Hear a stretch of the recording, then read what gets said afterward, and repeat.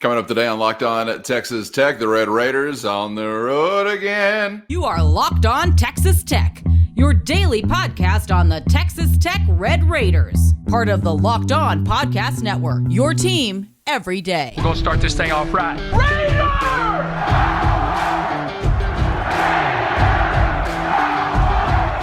Everything runs through Lubbock. Great to see you again on Locked On Texas Tech on the Locked On Podcast Network, your team every day, always free and available on YouTube or anywhere you get podcasts. And today's episode brought to you by Gametime. Download the Gametime app, create an account, and use our code LOCKEDONCollege for $20 off of your first purchase. With the only Chris Level, I'm Casey Cowan. Chris, great to be back with you, my man, and soon to hit the road as the Red Raiders are back at it away from United Supermarkets Arena. Coming up tomorrow, they'll be in Norman, Oklahoma to take on the Sooners. We're getting ready for that one and more as we look across the Big 12. Before we dive into our thoughts, let's hear from Red Raider head coach Grant McCasland. Excited about the opportunity to continue Big 12 play. We know it's difficult on the road. Every night you watch a game in the Big 12, it's extremely competitive and physical. Having faced a team coached by Coach Porter Moser, he always has them prepared. I mean, defensively, offensively, they're going to have a great plan. And obviously they've gotten more aggressive in the way they played. I think the game on both ends, defensively and offensively in our league. I think it's all one-game seasons, and you just got to be prepared for the game that you have in front of you and do the absolute best you can to put ourselves in position to win the game, and it's going to be extremely difficult. And obviously Oklahoma lost to Texas at home, and know that that'll create an edge to this environment that we're stepping into on Saturday.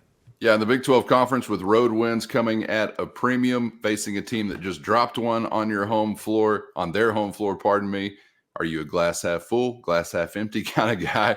I don't know how Texas Tech will approach it, but they will be highly motivated and with their attention gotten by Coach Moser.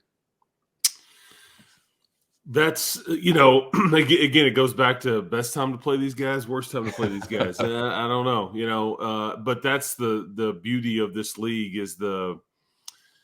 is how teams react. You're seeing Oklahoma State, they're on a string of just they're just losing 0-5 or 0-6 to start out the league. I mean, the Red Raiders were 0-8 last year. You haven't seen anybody though be able to string them together and rattle off 5 or 6 wins in a row. So everybody, is beating up on each other, and then you're reacting to these losses, and it's hard to create that edge that, for most teams, when you play against them when they've come off of a loss, and the Red Raiders will have to deal with that versus Oklahoma tomorrow, because I think Porter Moser even talked about they gave up it was like a 19-4 run late in that game to Texas. He talked about Texas being more physical, their guards being more physical than his were. All the things that I would, but he did talk about too that his team was tired in that second half. He looked like we just looked out of gas a little bit, and they took it to us. They were more physical, all those things. When you hear all that, what do you think they're going to work on? What do you think they're going to the emphasis is going to be? It's going to be physicality and and all the stuff, and they'll have an edge to them, and you've got to match it if you want a chance to win on the road. That's just kind of how this deal works. But last trip to Norman for these Red Raiders and myself, I have been many times. It is not an intimidating place to play, the Lloyd Noble Center. It's an older building that's not necessarily built specifically for basketball. They're having a gymnastics meet, I think, in there tonight. And Oklahoma is like one of the tops in the country as far as that goes. But it's it's not a place that's been kind to you. You've only won a couple of times that I can remember in my time doing this the last 15 years or so. So it's not necessarily been kind to you. But yeah, I think this may be it as far as trips to Norman, Oklahoma, at least for football and basketball. I don't foresee any of that. So this is kind of we'll pour one out at some Sooner bar tonight, and RIP the Lloyd Noble Center for the Red Raiders, huh?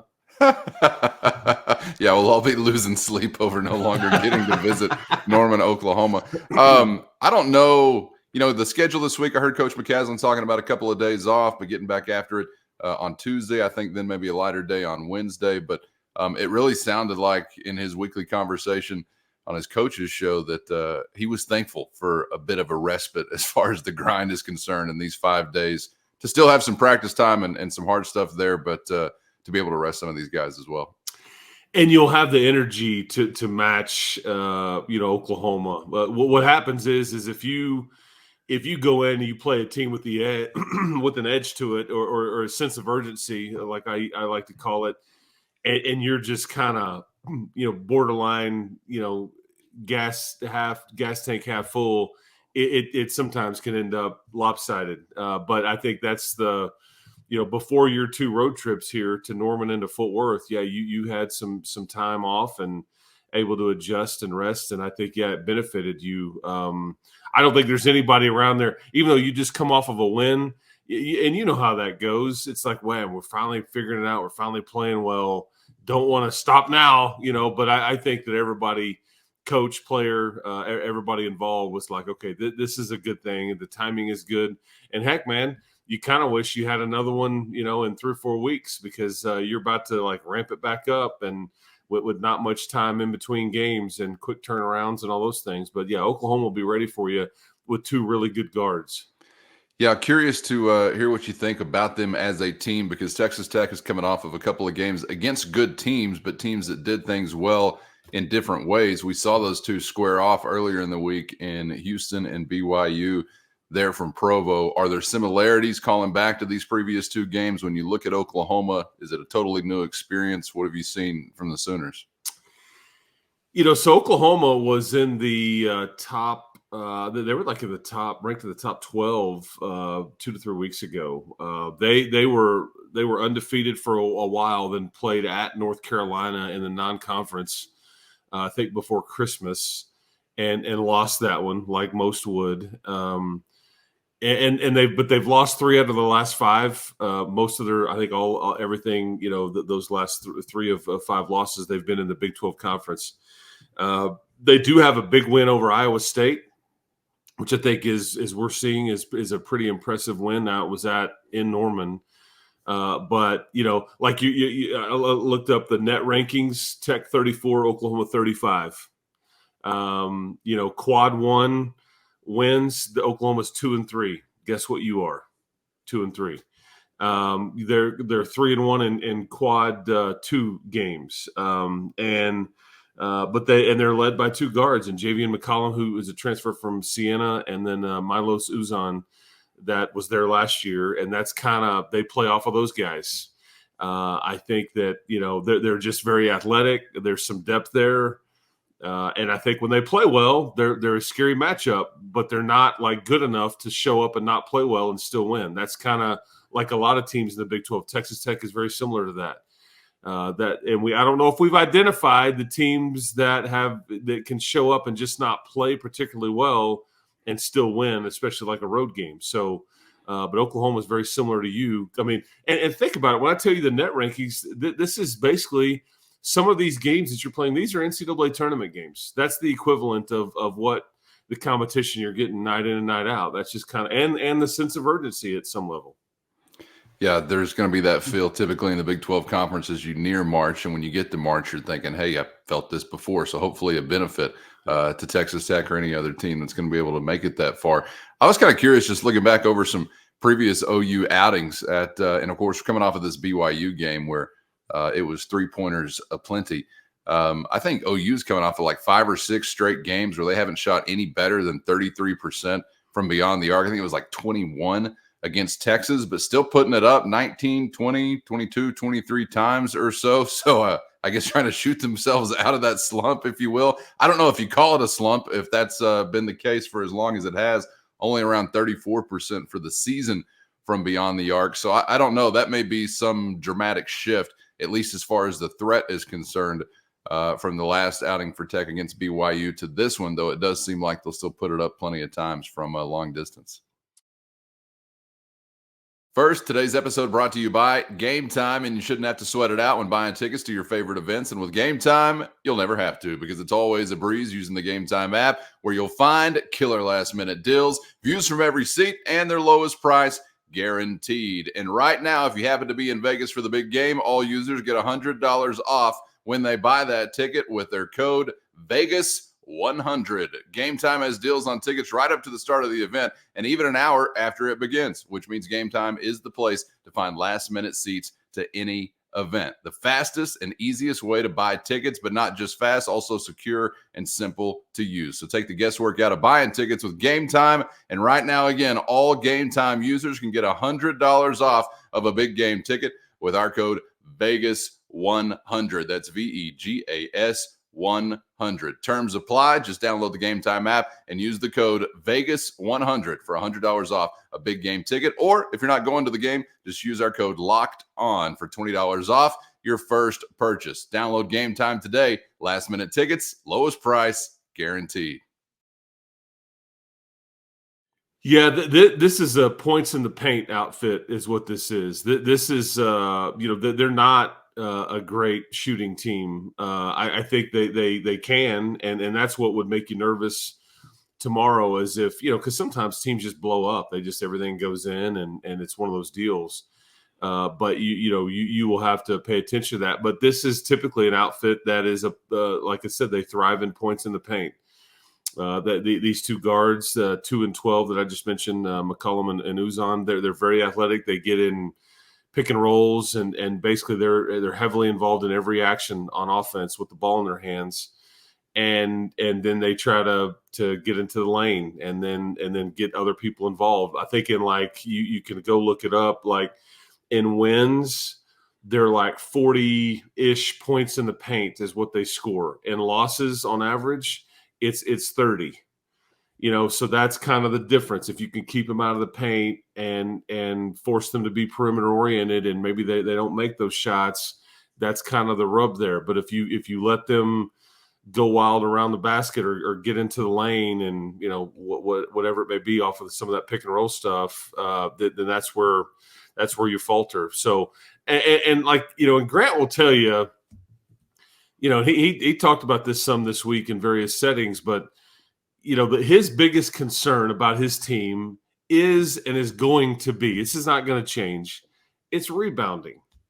He just knows that it's an Achilles heel. He knows that it kind of tips the scales, or can tip the scales to their benefit or to their detriment. And I think this is, again, like second chance opportunities and some of those putbacks and things like that. Those equal points in the paint, you have to eliminate that. And so really, you hate to say win the battle on the glass. Well, it's such an obvious, but in some matchups, there's like a spotlight on it, and this may be one of those. I feel like Texas Tech coming into the year, of course, that was a huge worry. And for the most part, it has not been a point of advantage. But somehow, some way, they've found a way to battle a little bit better on the glass than maybe I anticipated. Maybe my expectations were just way too low. Because, again, I don't know that matchup has typically left anybody just smiling from ear to ear as far as the numbers go. But I don't know if there's been some timely ones or what, but they've been a little tougher, I think, there than I anticipated. Maybe that's what we should attribute it to, is just some toughness. Yeah, and I think there's some team rebounding aspects here. I think your guards have been a bit better. I mean, what did we talk about Pop Isaacs last weekend? What did he tally, like 4 or 5 rebounds? I mean, those are big. Every one of them, and I think what's interesting is there's been games where Warren hasn't, and maybe he's putting a body on somebody and allowing somebody else to get the rebound. So it's not just from a number standpoint, though, he hasn't secured as many rebounds as you would think, and maybe needed to on some occasion. I don't know, but he's done so many other things well. But like kind of, okay, I'm not going to rebound this game, but I'm gonna be the I'm a dime dropper here and play point guard. But yeah, it's been maybe a bit better. But I think Grant emphasizes it, and that's what he told me after the BYU game. It was like, hey man, you looking forward to the bye week and all those things? And he just like got into the conversation like, well, yes, Joe's tired. We've talked about that, but then he's like, we will spend some time this week getting better on the glass, with whatever drills that they wanted to incorporate and all that, and identifying who's a crasher, who's getting back, and all those things, the game within the game. But I thought that was pretty telling.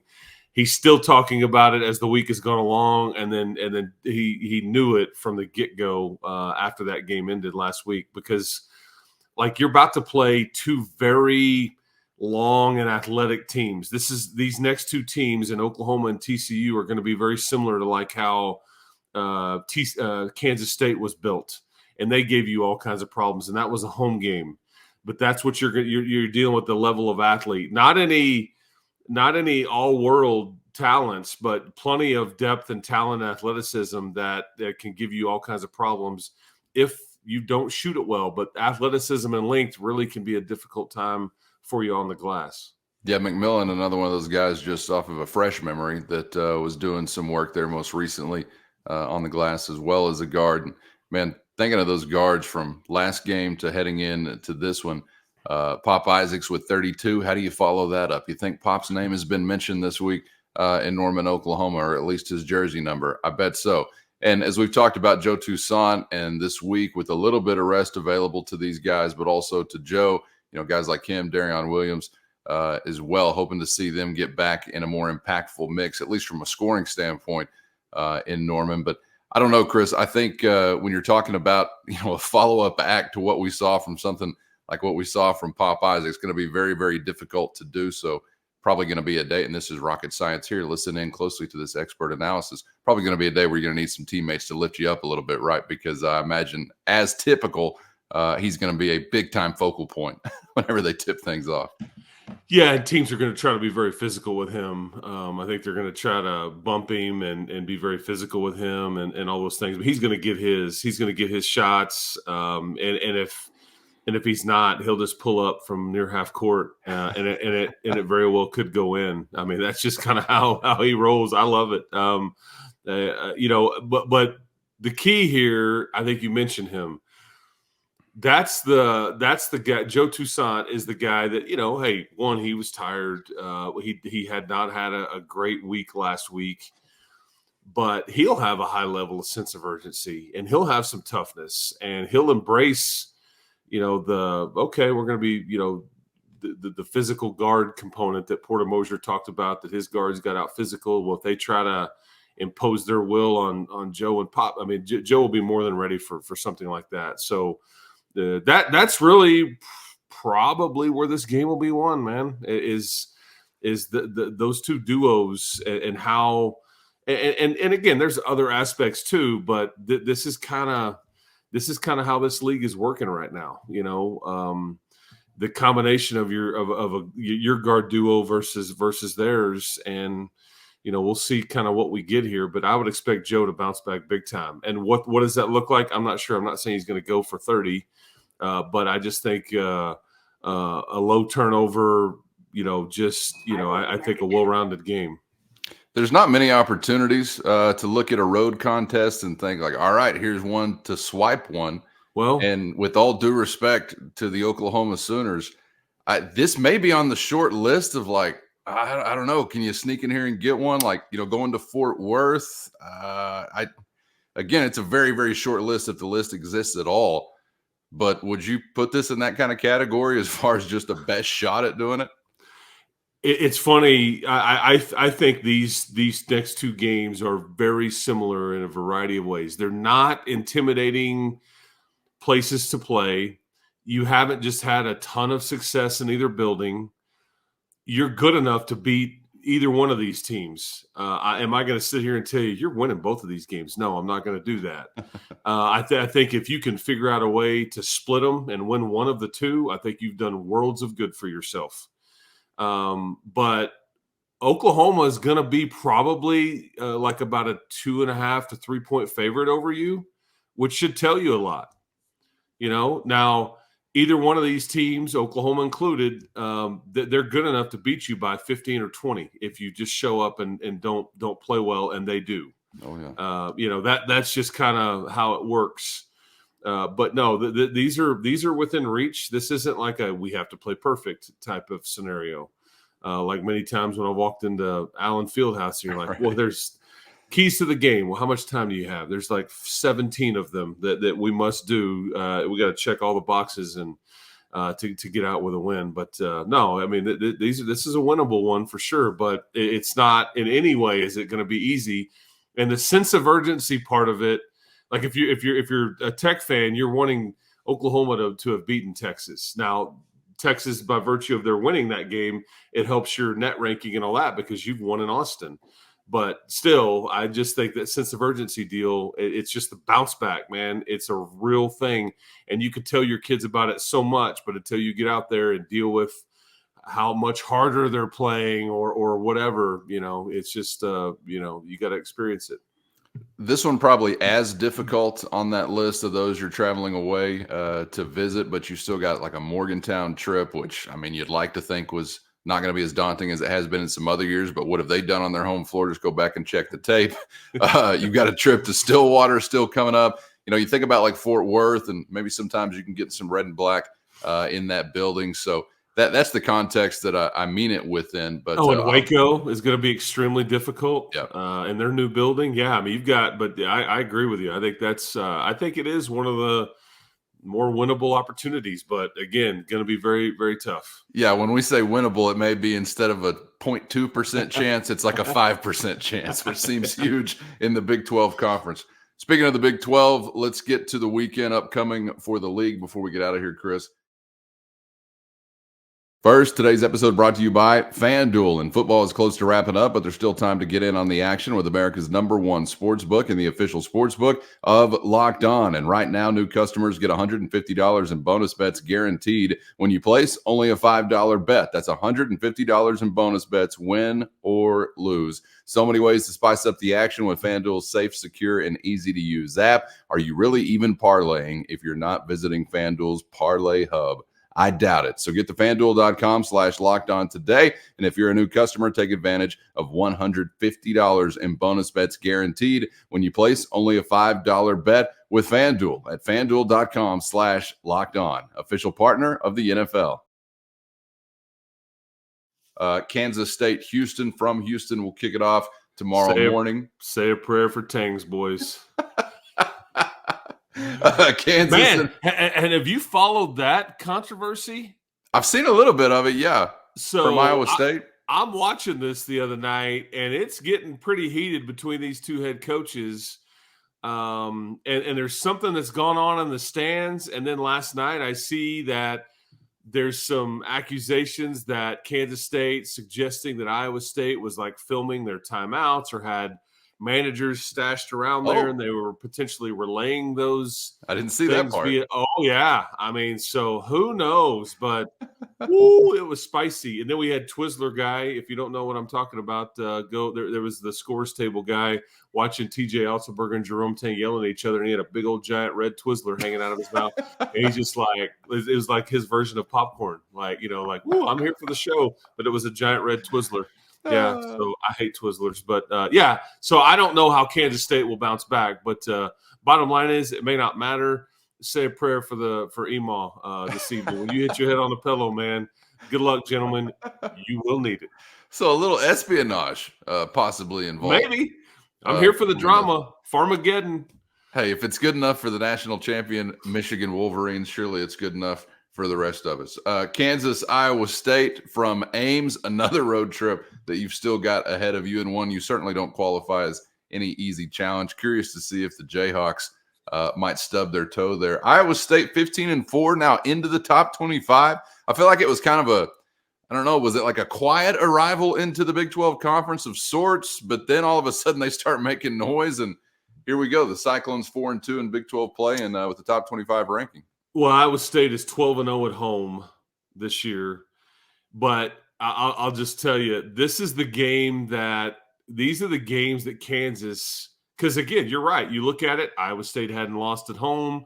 It's tailor-made, but these are the games that Kansas wins, and this is why they win the league title more often than not. They go in and they win. And now, granted, they've dropped a couple of road trips this year too, which has been a bit baffling. But it's not going to surprise me at all if Kansas gets this done. Because it's not necessarily what you would expect. So we'll keep an eye on that one. That's a big one right there, like for both teams, obviously. I am. The next one you may talk about is the UT at BYU. I'm kind of fascinated there because, speaking of sense of urgency, BYU's now dropped a couple, and Texas has now won a couple, and so BYU really needs to bounce back and all that. But maybe Texas is starting to figure it out, and they've tapped into something a little bit. So that's an interesting result that you'll get there. Yeah, Texas now 500 in the league at 3-3. BYU has fallen to 2-4. I thought it was, a decent bounce back outing for BYU against Houston following the loss against Tech. That was kind of a wild game because you'd look up, BYU's down by like 10, and it's like, oh, tie ball game. Okay, we're down by 10 again. And it's like, oh, okay, they're back within a possession or two, but they couldn't pull off the win at the end of the day. Credit to Houston in front of a hostile environment. Is that like 19,000 or something? At the Marriott Center, man. There in Provo. Oh, yeah. I mean, those people, it's like football was the same way. It's like, man, y'all got a lot of energy. I mean, it's like, golly. I mean, a lot of positive energy, just yelling and screaming constantly. It's like, whoa. And BYU they had a couple of great looks at the end of that game from three.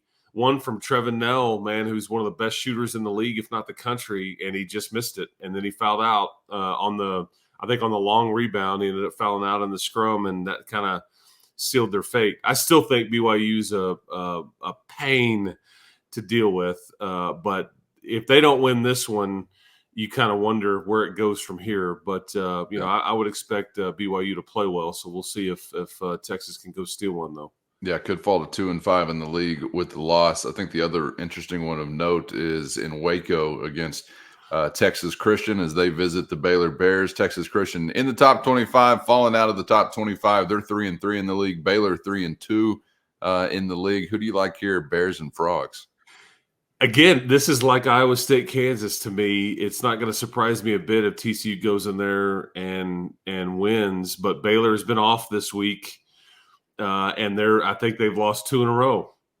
So again, what do you think you're going to get from them? I mean, that would be my guess. They've sat on, they had the mini bye week like Texas Tech did, and they've been sitting on a couple of losses because this was your fear of if you lose against BYU last Saturday, you're going to have to sit around and just wait and then stew on it and not do anything to fix it. But I'm guessing Baylor plays well here, which means if that's the case, you'll get TCU coming off of a loss on Tuesday night. Yeah.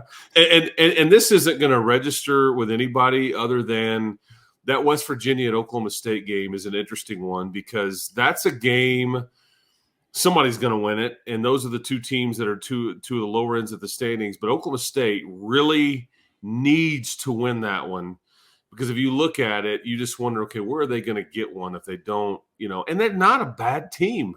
That's the crazy thing. Like I watched them, and I mean, they've got good players. They've got length, depth. They got a McDonald's All-American freshman at center.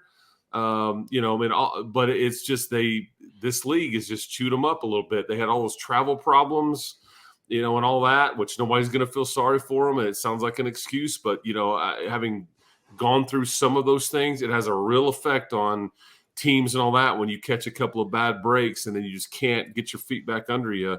But this is one that's kind of like a must-win type situation for Oklahoma State, I would think. They need it. Yeah.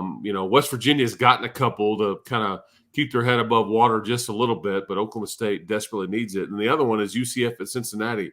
Heck, man, I don't know.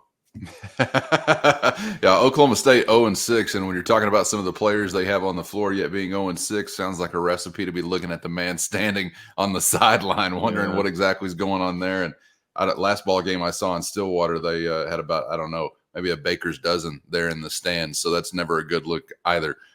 for a head coach. So wondering where that train is heading and when it could jump off the rails, assuming it's not already.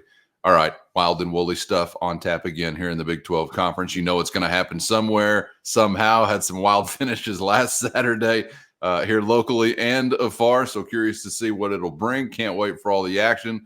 Chris, enjoy the ball game, and we'll be back to digest it for better or worse on the other side, man. Thanks for the time.